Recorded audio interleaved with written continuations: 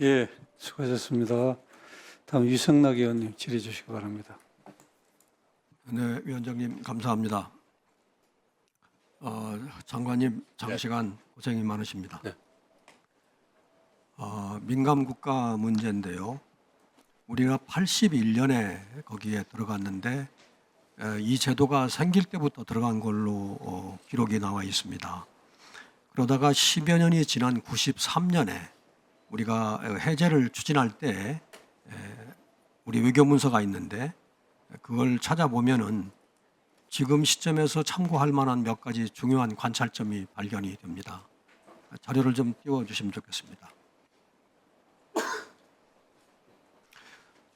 첫째로는 미국의 에너지부가 우리를 지정하고도 오랫동안 그 사유를 밝히지 않은 것이 드러납니다. 여기에 보면은 어떤 이유로 지정되었는지가 분명치 않다는 게 우리 외교문서에 되어 있습니다. 10년 지난 후입니다.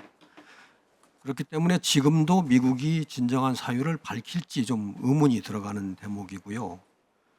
둘째로는 그럼에도 불구하고 우리는 70년대 핵개발 때문에 여기에 들어갔다고 판단을 하고 있습니다. 외교문서에 나오는 얘기입니다. 그러면서 핵개발을 안 할 터이니 해제를 해달라고 합니다.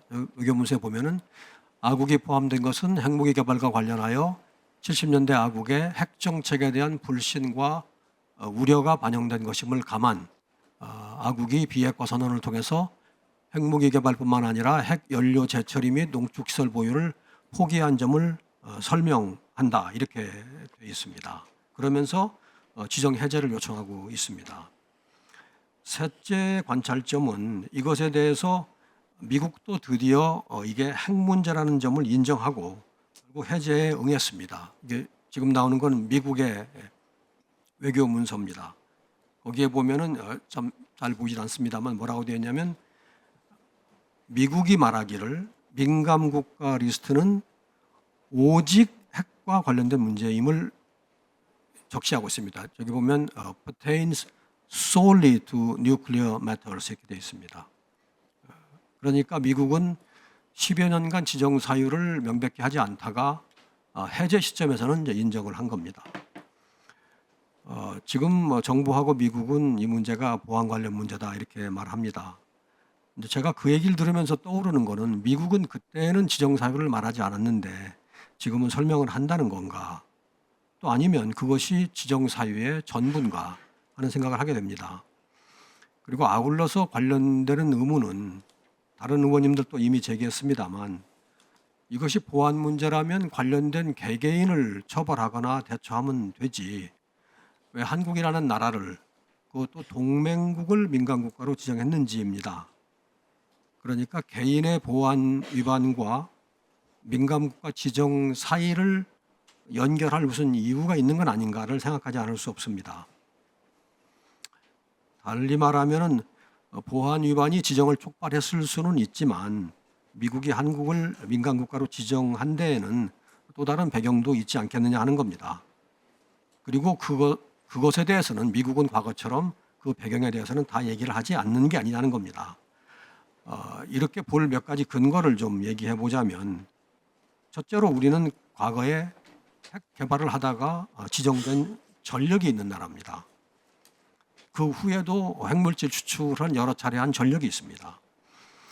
더군다나 그동안 한국에서는 핵무장 지지 여론이 아주 높은 가운데 여당 지도자들이 핵무장을 적극 주장해왔고 대통령, 국방장관, 기타 고위 안보 관계자도 유사한 견해를 표명해온 것이 사실입니다.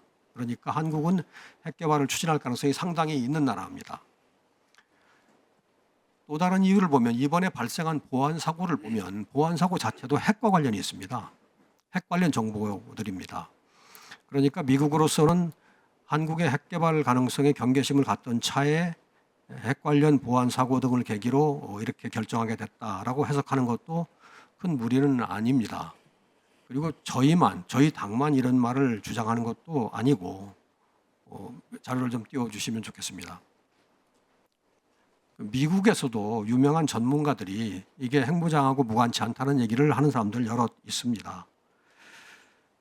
그러니까 미국이 과거에 우리를 핵개발 때문에 지정해 놓고도 10여 년간 그 얘기는 안 한 바 있는데 그러면 이번에는 지정 배경을 다 밝히지는 않는 것도 정책이지 않을까라는 생각을 해보게 됩니다. 그러니까 지금 미국이 보안 사고다 그리고 뭐 특별히 협력에 제약은 없다라고 하는 말이 그 한국을 좀 무마하고 상황을 진정시키려는 외교 사령처럼 들립니다.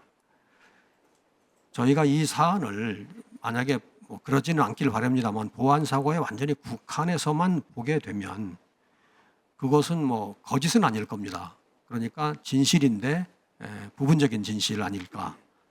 그리고 그런 파트 오브 더 트루스가 있고 또 홀 트루스가 있는데 그런 사안의 전체 함의를 놓치지 않았으면 좋겠다.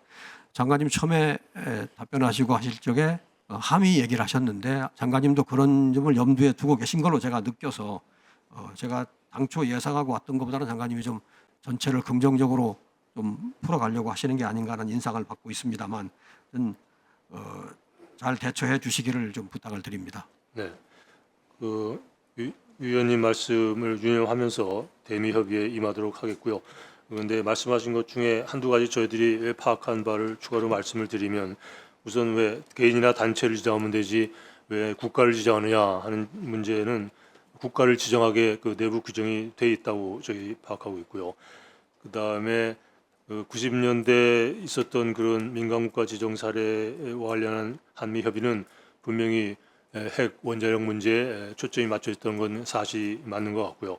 그러나 그 아까 말씀하신 CPL 리스트, 그 CSL 리스트 pertains solely to nuclear matter라는 그 말은 과기 공동의 소관이 아니라 이것은 원자력 공동 상설이 소관이다라는 걸 강조하기 위해서 한 말로 파악이 됐습니다. 나중에 보면은 원자력 공동 상설이 합의 의사록에 거기는 이 리스트가 국가안보, 지역 불안정, 테러 지원, 핵 비확산에 대한 고려에 근거한 것임이 이해되어야 한다는 점을 되풀이했다라고 합의 의사록에 그렇게 또 언급을 하는 거 보면은 아까 위원님 말씀하신 그 문장하고 이 문장 사이에 조금의 갭이 있는데 아마도 그 배경은 거기에 그 중요한 과기 공동의 소관이 아니라는 걸 말하기 위해서 그런 표현을 쓴 것이 아닌가 그렇게 생각을 합니다. 네. 네. 네, 그거는 뭐 그건 맞는 것 같습니다. 네.